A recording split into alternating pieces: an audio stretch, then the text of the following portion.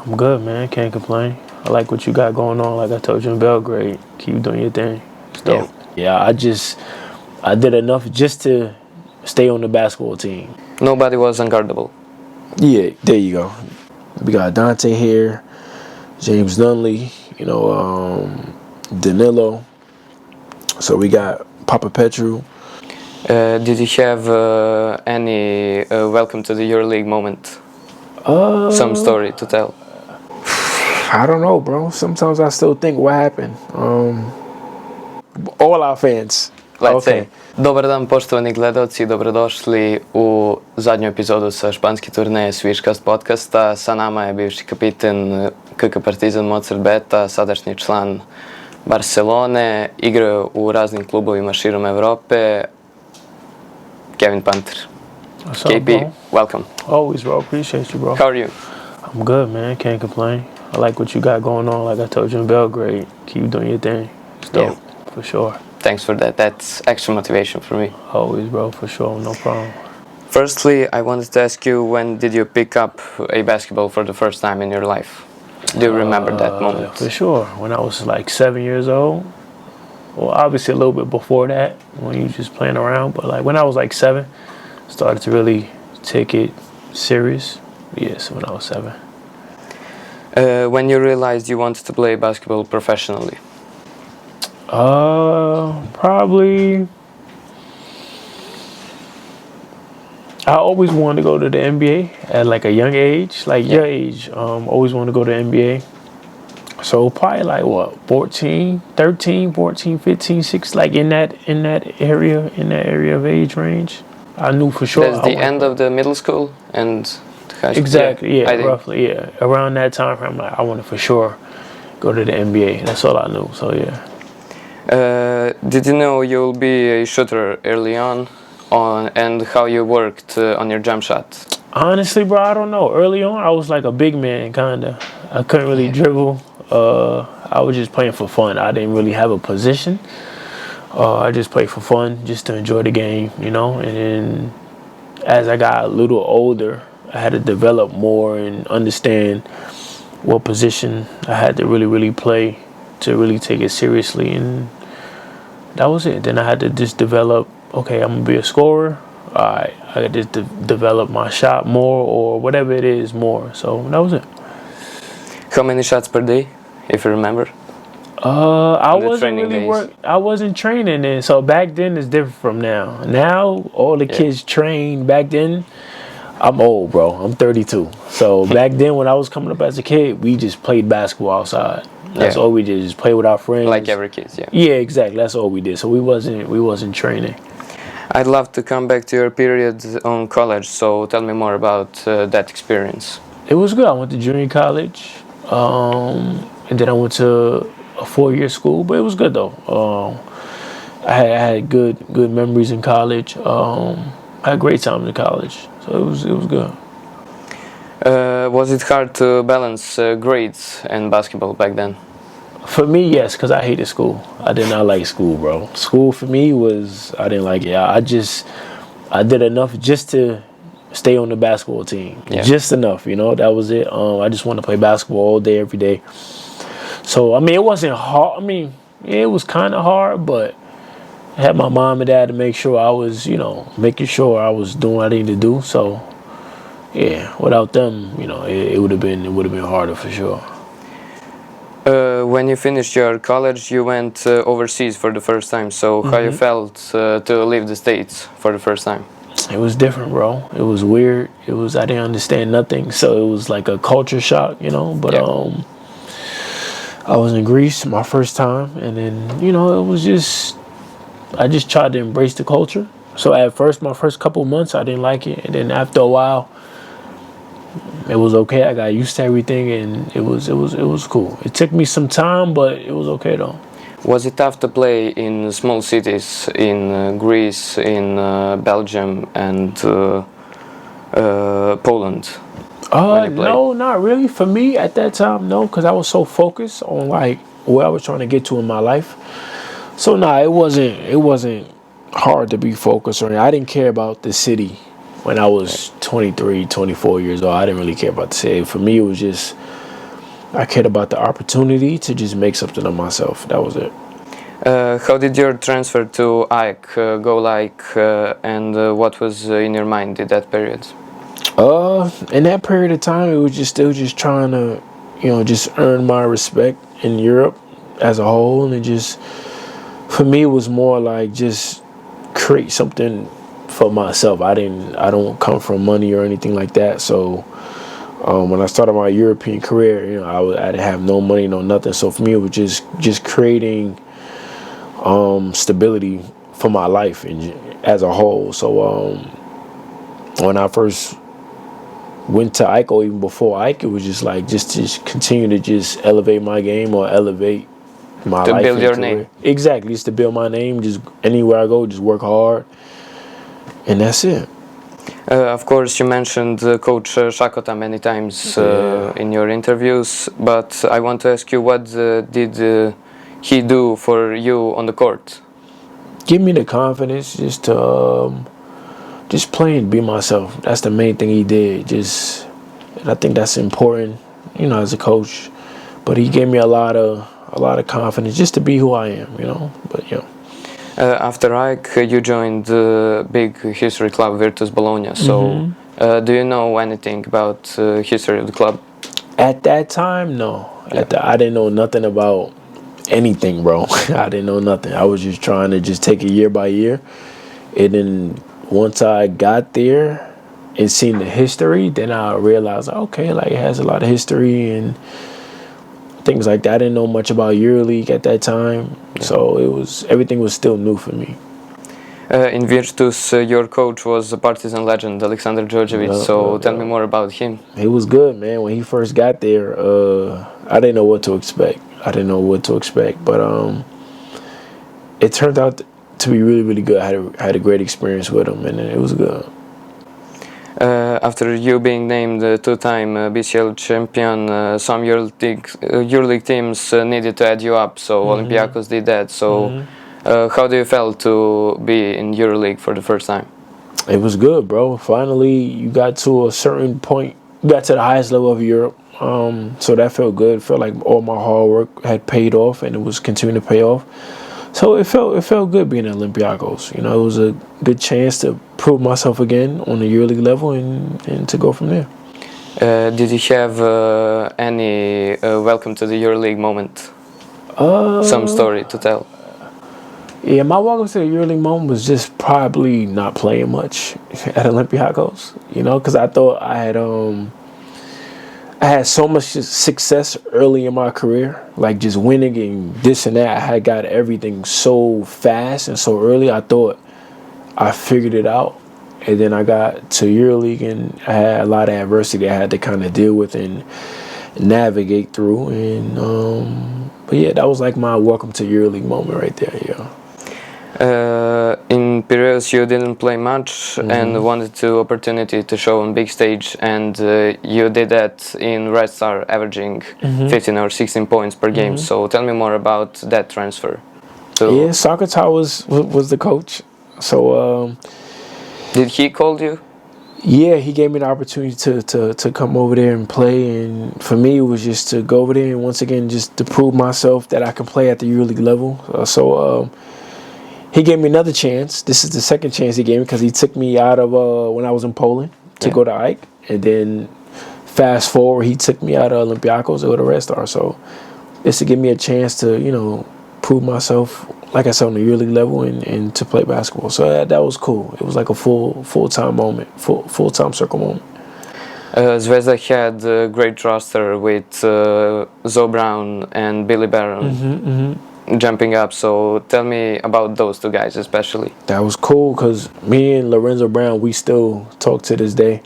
That was his first time in Europe. And Billy, I spoke to Billy Barron a couple months ago about just some other stuff, but those guys are both doing good. But I was fortunate enough to play with two they good people, so that was good. That season was really good for you, but you need to tell me how the Serbian passport thing add up at that time. Honestly, bro, I really forgot how I got the passport. I can't remember how I got the passport, to be honest with you, but it happened fast. It happened fast. I think we was about to play, I think maybe in the cup. And I got it. I remember getting it before the cup, and that's all I remember. Yeah. If you had the opportunity to play for Serbian national team, would you take it? That's a good question, bro. I don't know. If coach calls you up? I don't know, because I do respect the foundation in the rules that they live by. Just with everyone that's on the team is actually Serbian, you know? So I do respect that, and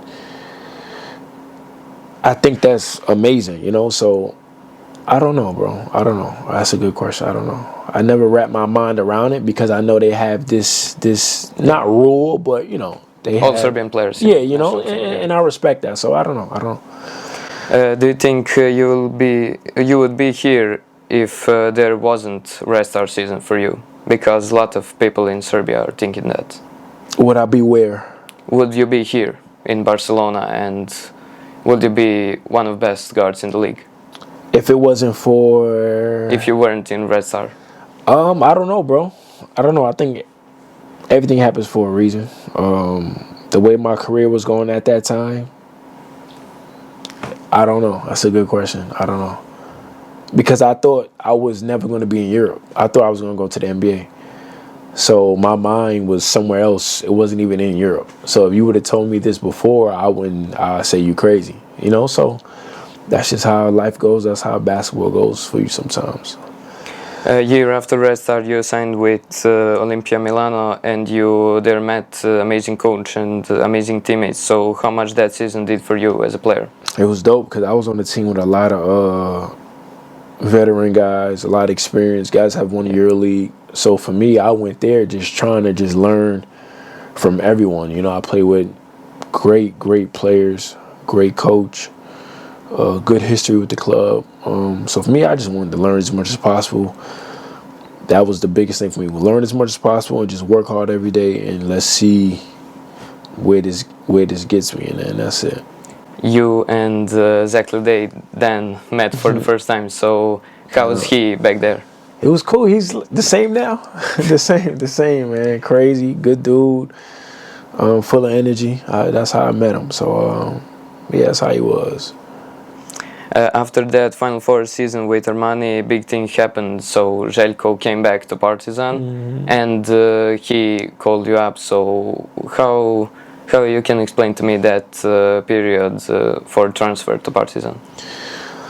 It was different, bro, because obviously it wasn't EuroLeague. I was playing EuroLeague, so it was difficult to go to a team that wasn't EuroLeague, and we just came off a Final Four that year. So it was a tough decision, bro. It wasn't easy, but Jacob for sure convinced me, his vision and plan, and the rest is history. You worked with him for 3 years, so how your relationship with Coach Obradović looked like? It was great. It was really good. We had a good relationship on and off the court. Obviously, we would, disagree, agree. That's normal. But great relationship. Even still to this day, we have a really amazing relationship. So it's been good. It's been a great 3 years working with him, and for 2 years being a captain for him. What you thought when he left the club this season? Honestly, bro, it was crazy. Just on the outside. Are you shocked? Were you shocked? I don't know. I don't really have no... It's tough, bro, because I'm not there. I wasn't there, so I don't know what's going on. So I just kind of mind my business, Yeah. After you in Partizan came your friend Zach Leday from Armani, so did you tell him something about the project? No, because it happened so close to one another. So when I signed to Partizan, I think Zach signed a couple weeks later. So I didn't have enough time to even talk to him about much, So it happened so fast, bro. I didn't have time to talk to him. You played well that season. With fact, that was a whole new team. But I remember the most a game against Bursa in Euro Cup. So how much did that game do for you in that season? I mean, it was tough, bro. 'Cause we had, as you know, we had so much expectation to win Euro Cup, and we lost in the first round to a good Bursa team. So that was tough. That didn't feel good. But it's not much I can say about it. It was a disappointment season that year, just losing in the first round like that when everyone thought we was going to the championship and to win everything. So that was tough. How you felt when next season you saw Dante Exum, Naneli, Lesor from last season, because that roster didn't have much, didn't much expectations to go to the playoffs or something, but you end up in top 6. Yeah. I don't know, bro. It's not. I don't know. The only thing I focused on was let's just be the best version of ourselves we can be. Like, let's be the best individuals that we can be. Let's put it together and let's figure it out. That was it. I didn't think about the season before losing to Bursa. I didn't think about the playoffs. I didn't think about nothing. Let's just come to training camp. We got Dante here, James Nunley, Danilo. So we got Papa Petru. So we got, some good guys coming in. So let's try to put it together the best we can, and let's see. That's right. What you can tell me about chemistry in that team in Cameroon? Yeah, no, we had a lot of good chemistry. A lot. Still talk to those guys. Most of them, all of them, still to this day. So we had a lot of good chemistry. That season, Grobberies were cheering you up on every game, on the road, at home. And how you can explain a relationship between fans and that team? It was cool, man. They always supported us, good or bad, whatever, like good times, bad times. They always supported us. Gave they all, and that's all you got to ask for as a player. Just to always have the support, whether it's a good day or bad day. So they always did that. Your points worth 4 or 5 in the arena. Your 3-pointers worth 4 because crowd gets crazy and everything. Yeah. So in the postseason, how you prepared for the series against Madrid? A lot of film. Just our coaches. Željko's mastermind. For sure, he's extremely smart, but a lot of film. Early in the season, we had beat them, so we kind of understood what it took, and just sticking to the game plan. Can you take me through your view of the first game in Madrid when you scored crucial 3-pointer? Just the 3-pointer? The whole game. From getting to Madrid and leaving. Nah, for sure. For me, it was just more so like you always hear people say, like, just win one game on the road. Just win one. Obviously, it's the best of 5, so just win one. So for us, our mentality was to try to win both games, not just one game. The first game, just be confident and execute. Be confident and execute. And then every time we looked up at the score, it was close. It still was close. Yeah. It was close. And then the fourth quarter came, and it's still close. And then 5 minutes, it's still close. So like the whole game, it was close. And then very clutch game. And at the end, is you have a chance to, win the game, go up. You give yourself a chance to win the game, and that's what we was able to do. In second game, you guys dominating to the moment Llull, and you started the fight. And then I heard this year Musa got on some podcast and said that you and Ledey, I think, were disrespectful to you, Llull, so he started. Let's just a quick comment on that to explain that to me.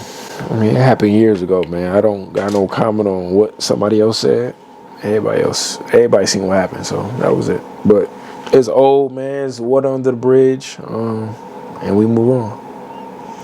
After both wins in Madrid, how you felt on the airport when hundreds of thousands of fans are waiting cool, for you? Man. That was dope, man. That was dope. That was amazing. Cause we had this something that is extremely hard to do. So just to have that support, coming back to Belgrade was extremely cool. It was dope.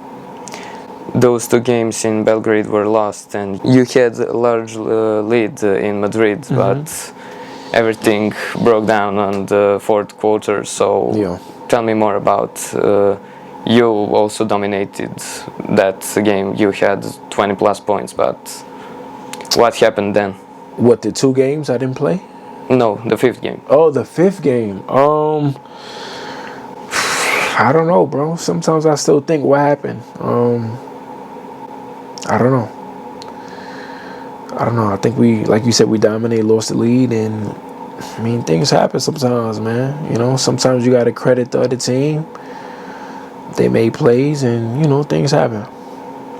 But then in finals of ABA League against Red Star, you again dominated with 32 legendary points in the arena, lifting MVP trophy, and how you can. What to say about that series and about that season as a whole? Yeah, man, that was a crazy season, man, from start to finish. Just 'cause we started a little rocky and then we ended the right way. Everyone understands how important, or knew how important winning that series was. So for me, I'm just glad we was able to do it as a team, because that was a good Red Star team, you know. So and it was a tough series, you know. It was a tough series. So I'm glad we was able to really bring something like that back to Partizan, and see all the people that's been supporting for decades and years and stuff like that. So that felt good. 2023-24 season was good, but not as last one. You didn't make the playoffs. You went trophyless, and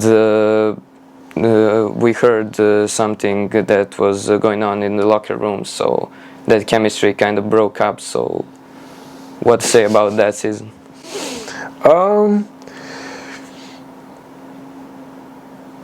I mean, things happen. Things happen. You know, things happen in basketball sometimes. It was a lot of expectation that year, the 3rd year, just because of year 2.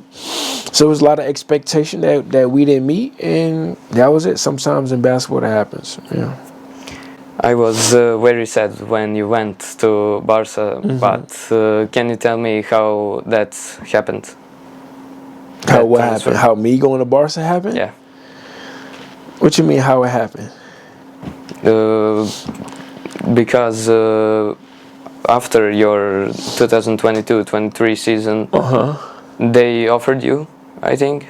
Okay, yeah. And next season you signed with them. So was it tough to leave Partizan at that time? Yeah. I mean, yeah, I've helped build something in Partizan. At that time, that was the longest place I've ever been in my career, being somewhere for 3 years. So it's a special place for me for many reasons. When so many people judge me for going there when I first came there, so that's why I still have it's still special for me, you know. So leaving, you know, business happens in basketball, so sometimes, you know, that happens. But yeah. How do you feel to represent such a big history club like Barca? It's good, bro. For me, I just look at it like I work so hard. I've been working so hard before I even was a professional. So for me, it's just a testimony of just hard work. You know, just work hard, and you just never know what that get you in life, in your career, and in anything that you do. So, can you compare to me living in Barca and Belgrade? Two different lifestyles. Obviously, it's different. You know, the weather and stuff like that. But They're both great and dope in their own way. So I don't ever like to compare, but they're both great and dope in their own way. Can you tell me what your relationship with Jabari Parker looked like? Yeah, we had a great relationship. We still do. Great dude, great guy. He's city beside. Yeah, now. for sure. Yep. He's back. He's back in Spain now. But great person. Great person. I was with him for a year. Great dude. What happened to him in Partizan? What do you think? I don't know. Once I left, bro, I don't like to judge what's going on there because I'm not there. So many You people, left it behind. not behind, but like it's a lot of stuff. I don't like to comment on things that I don't know about. Okay. So I just say, I don't know. I'm not there. I don't know. I don't want to say, oh, is this, is that, and when I'm not there. I'm just assuming. I don't know. So things happen. You worked in Barca with Coach Peñarroya. So can you tell me about his basketball philosophy? Great dude. Great dude. I like Joanne. Joanne's a good dude. Obviously, I was with him for about a season and a half. I'm just happy, he got an opportunity to show his skills, to show what he does. So, yeah, happy for him. In Barca and in your career, you had a lot of clutch moments, but you had misses in those clutch moments. So how you react after them? Go back to the gym, go back to watching film, not being scared to be ready for those moments again. That's it. I've made a lot of important shots and game winners, and I've missed a lot of important shots and game winners. So it comes with the craft. It comes with what we do. So we closed your career path now. So I would like to talk about how is it to be a professional basketball player. So tell me more about your game day on the road. What you on the do. road or at home? On the road. On the road. Typically, you'll wake up, you'll have shoot around at, I don't know, whatever time, between 10 to 12. I don't know, depends on where you are in the country, who you're playing against, whatever. But typically, you'll have breakfast in the morning if you want. Shoot around for about 45 minutes to an hour. After that, you'll go back to the hotel, eat lunch, shower up, whatever, nap, and then wake up again.